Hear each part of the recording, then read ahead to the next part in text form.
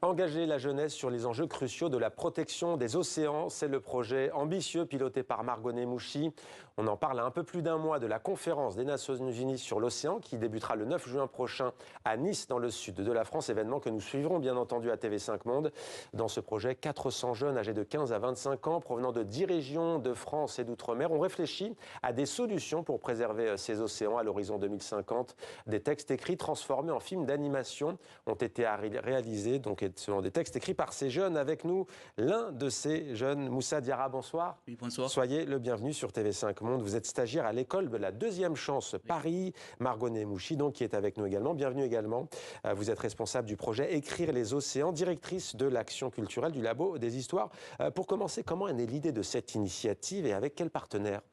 Alors, nous avons voulu en fait faire porter la voix des jeunes pendant la conférence des Nations Unies, précisément de jeunes qui ne sont pas engagés dans des combats politiques et qui n'ont pas forcément d'engagement écologique fort, parce que cette question des océans concerne tout le monde, et donc on a voulu mobiliser des jeunes qui en ont généralement pas voix au chapitre, parce que c'est de leur devoir et dans leur intérêt aussi de participer à ce débat de société. Et quels sont les partenaires ?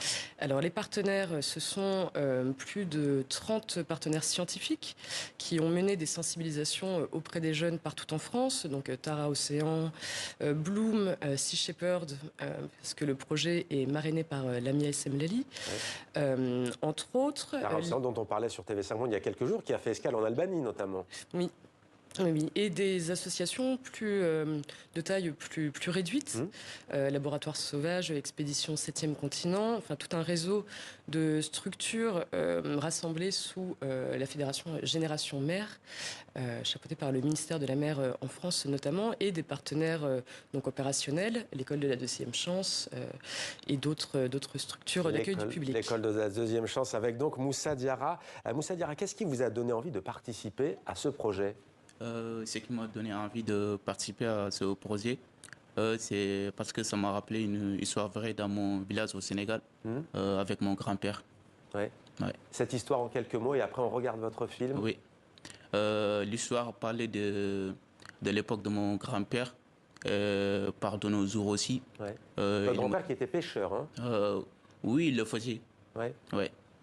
Il me parlait de ça, de son époque, de nos jours.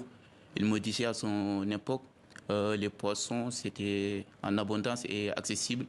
Maintenant, de nos jours, on voit que les poissons sont de plus en plus rares et inaccessibles. Des poissons de plus en plus rares et inaccessibles. Moussa Diarra, on va donc regarder sans plus attendre votre film et on en reparle juste après. Un film qui s'appelle donc La lutte de Doucouré. Doucouré. Ouais.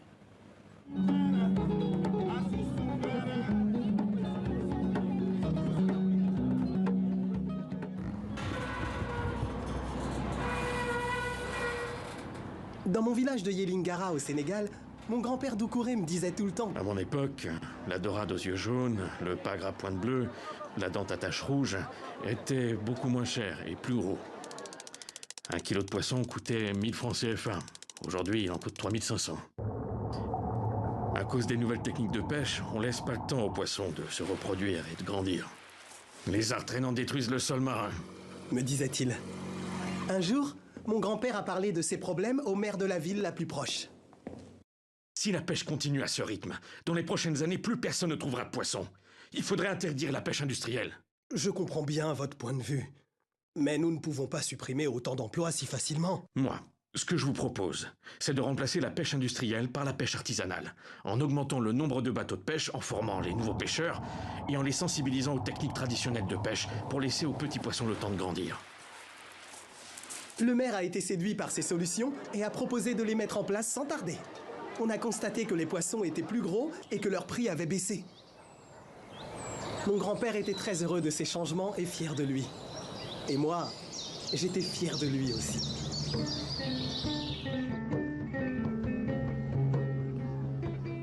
Et Moussa Diarra, on imagine que votre grand-père qui nous a quittés, qui n'est plus de ce monde, serait lui aussi fier de vous. On va reparler de l'environnement, mais est-ce que vous diriez que vous lui rendez hommage aussi à travers ce film ? Oui, grand hommage, parce que c'est grâce à lui que je suis là pour parler de ça. Aussi, c'est grâce à lui que je me suis intéressé sur beaucoup de choses, notamment sur la pêche. Oui, c'est pour ça. Vous êtes arrivé du Sénégal il y a moins d'1 an, 8 mois, il me semble. Oui. Est-ce que ce sont des questions, la défense des océans, de la mer, les ressources aussi qu'offre l'océan, notamment le poisson, pour se nourrir? Est-ce que c'est quelque chose dont vous avez déjà parlé au Sénégal? Non, pas trop souvent, mais entre nous, on parlait ça. Parce que nous, au Sénégal, des fois, il y a des mois qu'on fait des saisons de pêche. Ouais. On constate que des fois, il y a moins de poissons, mais aussi des fois, il y a des poissons, mais c'est ça. Ouais, parfois moins que d'habitude. Ouais. Aussi la ressource qui se tarit. Un mot sur cette question justement. Les arts traînants, hein, ce sont des engins actifs où l'on chasse le poisson. Ils sont tractés par le bateau, drague, chalut, ligne. Ça fait de gros dégâts. Ça, on imagine que c'est une question concrète qui sera abordée notamment par des Sénégalais, une délégation sénégalaise à Nice au mois de juin prochain. Alors oui, j'imagine. Alors sachant que le projet Créer l'avenir des océans se place vraiment sous le prisme artistique, ce qu'on veut défendre, nous, avant tout. C'est l'art au service de l'écologie. Voilà. L'art au service de l'engagement, de l'écologie, et l'art comme, et notamment la fiction, comme manière de réinvestir le débat public, mais aussi de construire son avenir. On parle beaucoup d'éco-anxiété. Les jeunes les moins jeunes sont terrifiés par les probabilités du GIEC. Des experts de l'ONU, ouais. Voilà. Mais il est question dans ce projet d'inventer un avenir positif. Et donc, une coproduction avec Labo des Histoires donc et Gobelins Paris. Un petit mot sur la collaboration avec l'école des Gobelins, réputée. Oui, alors superbe école. D'ailleurs, je les remercie d'avoir accepté de se lancer dans cette grande aventure avec nous. Ils ont fait un travail fantastique, les étudiants, qui étaient donc 24 étudiants en bachelor motion design, ont travaillé vraiment d'arrache-pied pour adapter les textes. Ils ont dû retravailler les textes, mais ils ont dû aussi apporter des indices visuels qui étaient pour compléter le message sans le dénaturer. Donc ce qui était important pour ces jeunes, c'est vraiment de pouvoir rentrer en communication avec d'autres jeunes qu'ils n'auraient pas rencontrés par ailleurs. Justement, Moussa Diarra, vous avez rencontré donc ces élèves de l'école des Gobelins. Vous y êtes allé?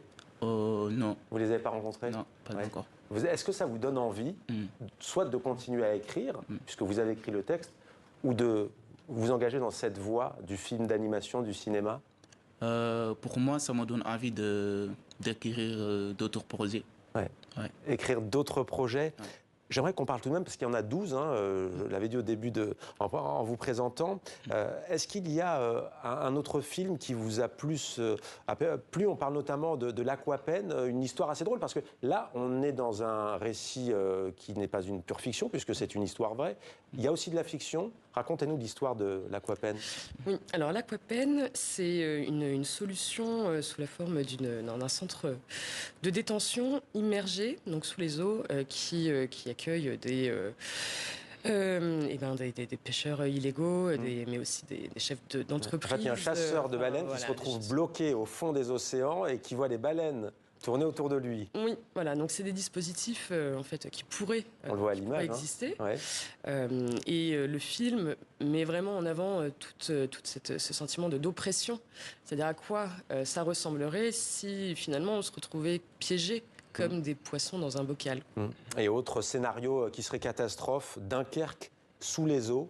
Un mot aussi de celui-ci. C'est vrai que Dunkerque, dans le nord de la France, sous les eaux, tout de suite, on s'imagine forcément la montée des eaux et des populations qui deviendraient des réfugiés climatiques. Oui, alors ce film-là a plus une orientation liée à l'architecture et à l'urbanisme, parce que c'est une proposition d'un test de ville englouti. Et donc on a ce jeune Ivoirien qui suit sa mère, une scientifique reconnue, pour faire un test à Dunkerque sous mer. Et donc tout le film explique la vie à Dunkerque sous mer. La vie à Dunkerque sous mer. Moussa Diarra, vous avez vu quelques autres films? Non. Parmi les 12, pas encore? Oui, on a regardé un film au début, pendant le parcours. Ouais. Ouais. Comment, outre Moussa, Moussa Diarra, qui est arrivé en France il y a moins d'1 an, quel est le profil des autres jeunes? Ce sont des jeunes qui ont des accidents de parcours, ce sont... Non, non, Pas forcément. non, pas forcément. On a cherché à avoir une diversité aussi large que la réalité. Donc, on a des jeunes, des lycéens, des collégiens, des jeunes qui étudient en bac pro maritime, par exemple, à La Réunion. On a des jeunes en réinsertion d'école de la deuxième chance ou de mission locale. On a fait des ateliers d'écriture avec des détenus aussi et des jeunes sous main de justice et suivis par l'aide sociale à l'enfance. L'idée, si vous voulez, dans la mobilisation de tous ces jeunes qui n'ont jamais voix au chapitre, c'est de dire que tous ces sujets qui nous paraissent extrêmement complexes peuvent être pris en main par n'importe qui, à partir du moment où les jeunes sont un peu accompagnés, sensibilisés, où on leur explique les choses et où on leur donne la parole. Et vous parlez des experts du GIEC, c'est vrai que les chiffres sont importants, notamment sur les degrés, les températures, mais c'est vrai que des histoires comme celle du grand-père de Moussa sont importantes aussi pour qu'on voit concrètement quels sont les enjeux justement autour des océans, avec notamment cette conférence. Et d'ailleurs, vous y serez au mois de juin à Nice. Merci beaucoup d'être venu sur notre plateau, Margot Némouchier. Merci beaucoup à vous, Moussa Diarra, également d'être venu nous présenter ce film d'animation.